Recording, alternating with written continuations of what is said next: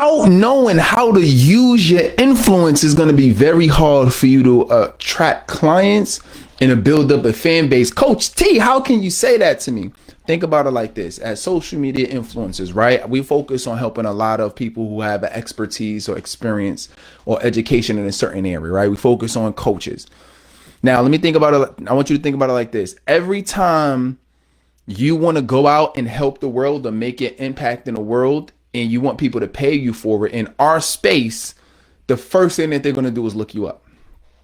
And if they look you up and they don't see anything because you're not becoming the authority in what you do, you won't get clients because nobody wants to do business with a coach that's not visible and present. Because are they going to run over my money? Is this going to be a scam? Right? So you have to be present online and do the right things. Imagine being in a space where you're literally training and teaching people, but you have a limiting belief that says people don't care about what I'm going to say anyway. So why do I say it? So why take the time to say it? Why try to get the attention? So it was like I was taking a step forward, but taking 2 steps back when I started this industry. So and what that actually looked like was when I really said, okay, I want to go do this. I would create videos, but I would hope nobody see it. That's how this manifested, right?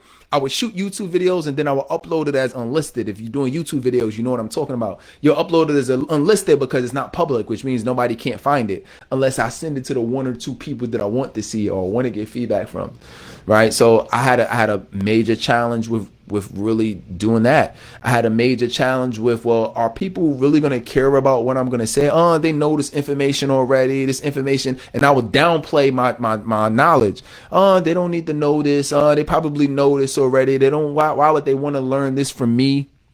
They can get this information anywhere. And I would downplay my knowledge, my experience, and my expertise to a place where it would prevent me from really putting myself out there and getting the exposure that I need to really help people. So that stopped me a lot. The judgment, what are people going to say about me? Oh no, what if somebody from our block sees it? Or what if somebody from college that I know, they see it and that wasn't me in college, right? I was the fun guy, party guy, frat guy. Yo, let's turn up. Yo, let's get bottles, come to the crib, right? I wasn't known for none of this on the block being mischievous, you know what I mean? Literally could have ended up dead or in prison with who I was running with and the things that I was doing. Wasn't known for that. My career before I really started coaching and training and working with businesses full time was cybersecurity. So I had people at my job and my managers and all that was following me and watching me too, right? And I'm like, well, I don't want nobody at my job to see it. So because I had all of these external factors, for me, it was like, oh, I don't really want to put myself out there, right? I want people to discover me and I want to change lives, but I'm gonna leave my page private. I want to change lives and I want to help as many people as I can, but I don't want to create videos. I don't want to go live. I don't want to do YouTube content. And matter of fact, I'm going to do it, but I'm going to do it very quietly. I don't want nobody to know what I'm doing. I don't want nobody to see it, So that's a problem. You trying to build a 6 and 7 figure company, but you're afraid to put yourself out there because you have all of these external concerns. So you got to do it in a way that still allow you to express yourself. I don't think that you should limit yourself based on where you work, especially if it's not your passion. A lot of times we start off working jobs, but we can't pass that down to our kids. We can't leave a legacy with that. You know what I'm saying? We can't grow and build that. We can't fulfill our purpose with that. And I'm not saying quit your job today, but what I am saying is that don't allow your job or your current circumstances or where you come from or who you used to know or what this person is going to say. Don't let all these other things dictate your blessing. Don't let them dictate your talent. Don't let them dictate your purpose in this world. And don't let them dictate what's been destined for you. There's a reason why God put this in your life.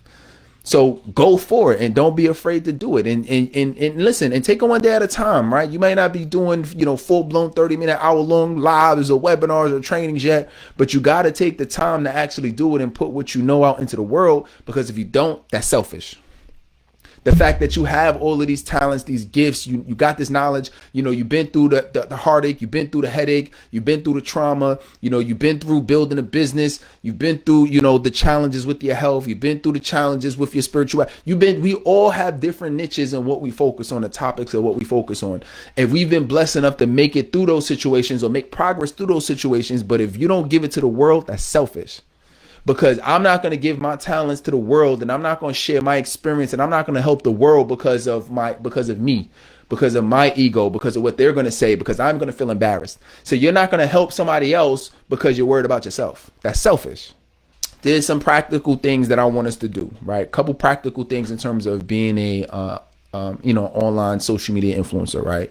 So the first thing you really need to do is get clear on who you're talking to and the outcome you want to help them with. If you understand that, you're going to understand the type of content you should be posting online, right? Because if my goal is to help people build successful coaching businesses, then everything that I talk about should be related to that topic.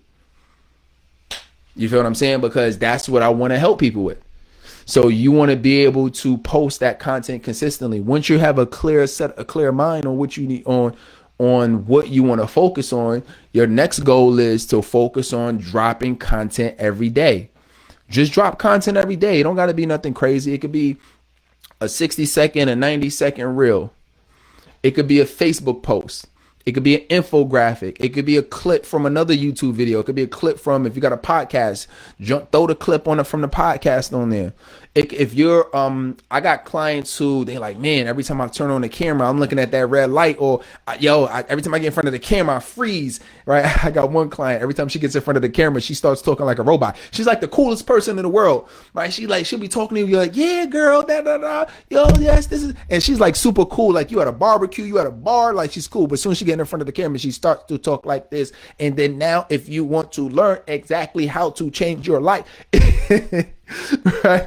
So it's interesting. Sometimes we just kind of overthink the process when we get in front of the camera. But what it really comes down to is you got to put out some type of content every single day, because you want people to really rely on you for this content. You want people to know, like, when I want to learn about this topic, this is the person that I go to learn.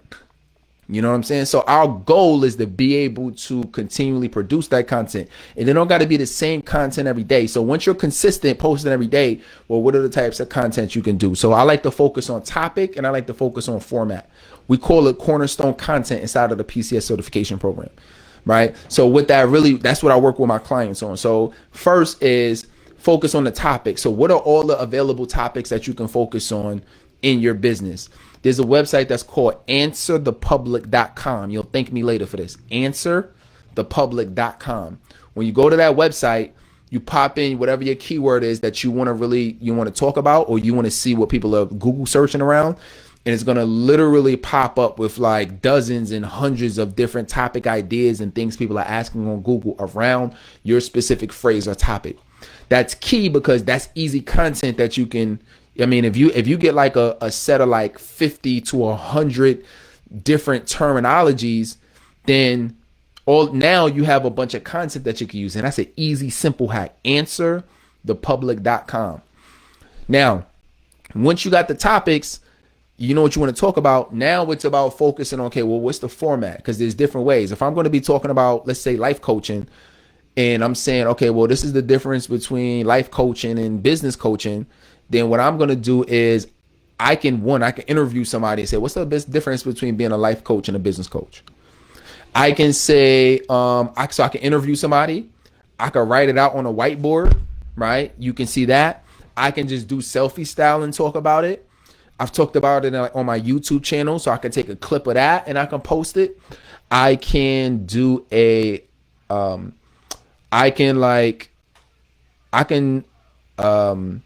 so many different ways I could do like a voiceover and talk about it.